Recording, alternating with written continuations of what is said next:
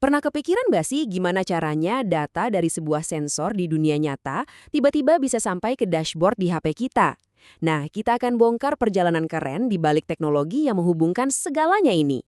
Iya, coba deh bayangin, gimana ceritanya informasi dari dunia fisik, misalnya suhu di kandang ayam yang letaknya jauh banget, bisa muncul di aplikasi kalian. Ini bukan sulap loh, dan ini adalah pertanyaan besar yang akan kita jawab bareng-bareng hari ini. Nah, jawabannya itu ada di sebuah konsep keren yang namanya Internet of Things atau biasa disingkat IoT. Gampangnya gini deh, IoT itu seperti kita ngasih suara digital ke benda-benda di sekitar kita biar mereka bisa ngobrol satu sama lain dan juga ngobrol sama kita lewat internet. Oke, tapi buat apa sih repot-repot begini? Apa masalah yang sebenarnya mau diselesaikan sama IoT? Ternyata, teknologi ini tuh lahir dari sebuah kebutuhan yang sangat nyata. Dari rasa frustrasi karena kita nggak tahu apa yang lagi terjadi di tempat yang nggak bisa kita lihat langsung. Coba bayangin deh betapa repotnya ngecek sesuatu cara manual, bolak-balik. Pas kita dapat datanya, informasinya udah telat, udah basi. Prosesnya lambat, nggak efisien, dan gampang banget salah.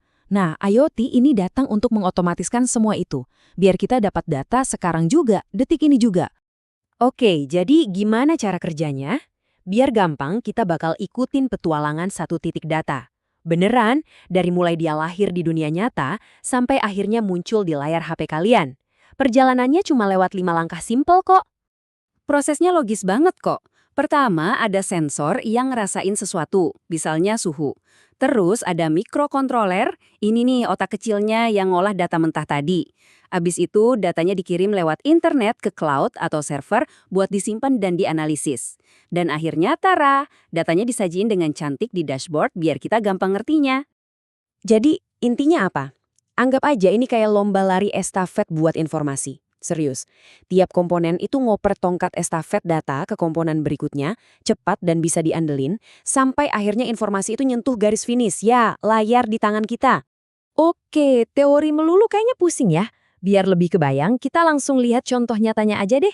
Kita bakal lihat gimana semua ini bekerja di skenario yang, ya, sangat membumi, sebuah kandang ayam cerdas. Ini masalah klasik banget. Ada seorang peternak, kandang ayamnya jauh di sana.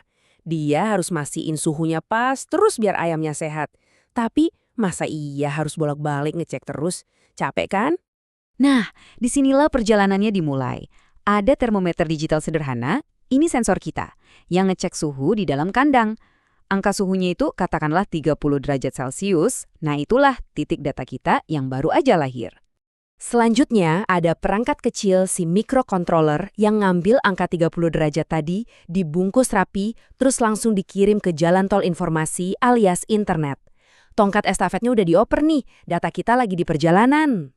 Dan inilah bagian akhirnya. Cuma dalam hitungan detik, data suhu itu nyampe di server, yang langsung nerusin infonya ke aplikasi di HP si peternak. Ting, notif masuk. Sekarang dia tahu persis suhu di kandangnya. Cuma dari ngeliat layar. Simpel kan? Masalah pun beres. Nah, setelah kalian ngerti alur dasarnya, disinilah semua jadi seru banget. Kenapa? Karena proses 5 langkah yang sama tadi, sensor, olah, kirim, simpan, tampilkan, itu bisa diterapin ke hampir semua hal. Jadi sekarang giliran saya yang nanya ke kalian. Dengan pemahaman baru ini, kalau kalian bisa naruh sensor di mana aja buat nyelesain sebuah permasalahan, kira-kira apa yang bakal kalian ciptain? Mungkin monitor kelembapan buat tanaman di rumah, atau sensor buat ngecek slot parkir yang kosong? Dan ini poin paling pentingnya. Proses sederhana yang barusan kita bedah dari sensor ke dashboard itu adalah fondasi yang sama untuk hal-hal yang jauh lebih besar dan luar biasa. Mulai dari smart home yang bisa ngatur alat-alat di rumah kalian secara otomatis, sampai smart city yang ngelola lalu lintas dengan efisien. Jadi, saya mau ninggalin kalian dengan satu pemikiran ini.